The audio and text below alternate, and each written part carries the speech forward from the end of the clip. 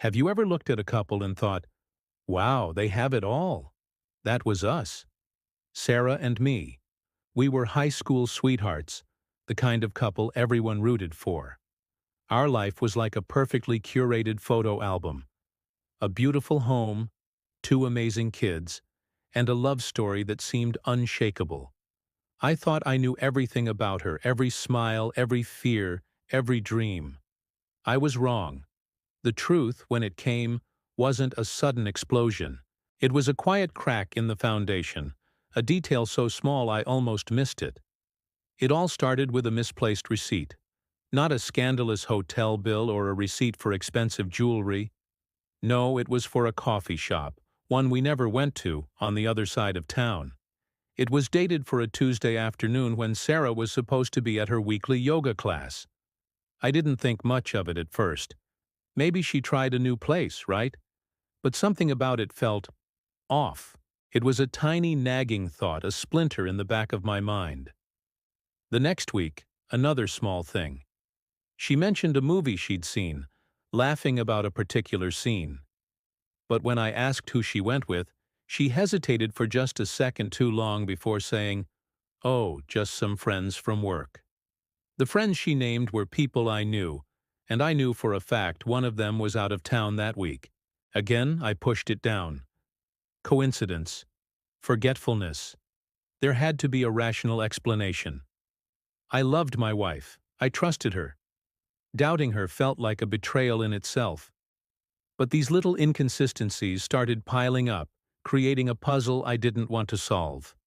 Late nights at the office became more frequent. Her phone, which used to be left casually on the counter, was now always screened down or in her pocket. When I'd walk into a room while she was texting, she'd quickly lock the screen. She'd say it was just work emails, but her smile never quite reached her eyes anymore. The woman I loved was becoming a stranger, living a parallel life right under our roof. The air in our home grew heavy with unspoken words. We were still going through the motions, family dinners, weekend outings with the kids, polite "how was your day" conversations, but the intimacy, the easy laughter, the feeling of being truly seen by another person, that was gone. It felt like we were actors in a play about a happy marriage. I was playing the part of the loving, unsuspecting husband, and I was starting to suspect she was playing a role too. I could have confronted her. I could have demanded to see her phone, caused a huge fight, and let all the poison out at once. Part of me, the angry, hurt part, screamed to do just that. But another, quieter part of me was terrified. What if my suspicions were true? If I pulled at that one loose thread, would our entire life unravel? I loved my family, my kids. The thought of shattering their world was unbearable. So I waited. I watched. And I hoped, with every fiber of my being, that I was just being paranoid. The moment of truth wasn't dramatic. There was no walking in on them, no tearful confession. It was mundane, almost painfully so. One evening she left her laptop open on the kitchen table. She'd just run out to grab some milk. An email notification popped up on the screen. The sender's name was Mark. The subject line was, "Tonight." I froze. My heart hammered against my ribs. I told myself to walk away, to close the laptop and pretend I hadn't seen it. But I couldn't. My hand was shaking as I clicked it open. The email was short. "Can't wait for tonight. Same place, I'll bring the wine." And below it, the entire thread of their correspondence. Months of it. Emails filled with inside jokes, shared secrets, and plans for their secret meetings. They talked about movies, about work, about their frustrations, and they talked about me. "He has no idea," she'd written in one. "It's almost too easy." Each word was a physical blow. The woman I had built my entire life with was laughing at my expense, sharing the most intimate parts of herself with someone else. The funny thing is, I didn't feel rage. Not at first, just a profound, hollow coldness. It was like watching a movie of someone else's life. I read a few more emails, each one confirming my worst fears. I saw pictures they'd sent each other. I learned about the life she was living when she wasn't with me. And in that moment, I knew. It wasn't a phase. It wasn't a mistake. It was a choice she had made, over and over again. I closed the laptop gently. I walked to the kitchen sink and stood there, staring out the window at the kids playing in the backyard. My son missed a catch and fell, laughing, onto the grass. My daughter ran over to help him up. Our life, our beautiful, fragile life.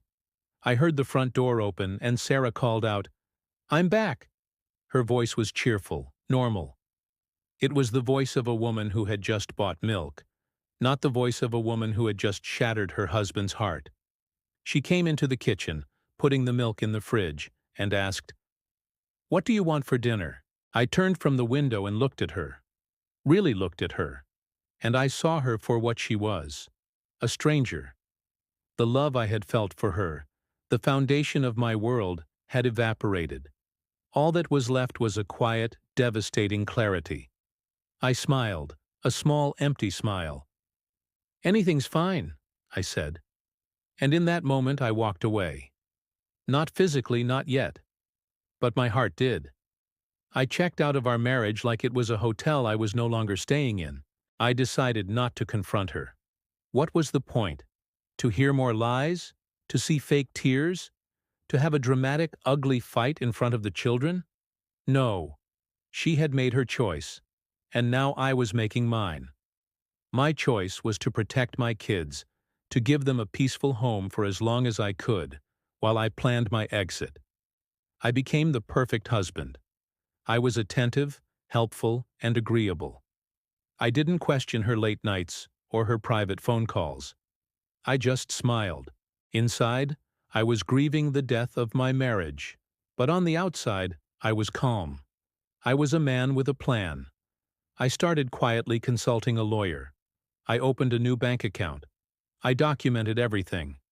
Every late night, every suspicious email I could glimpse, every lie. Not for revenge, but for protection. For my kids. Sarah, meanwhile, seemed to relax. She thought she'd gotten away with it. She thought I was the same clueless, trusting husband. The irony was, her betrayal had forced me to become someone I never thought I'd be. Strategic, detached, and utterly focused. I was walking a tightrope, pretending everything was fine while meticulously dismantling the life we had built together. The story wasn't over, but my part in her version of it was. I had discovered the truth by accident, and I was walking away like nothing had happened. The real finale was yet to come. Thank you so much for watching.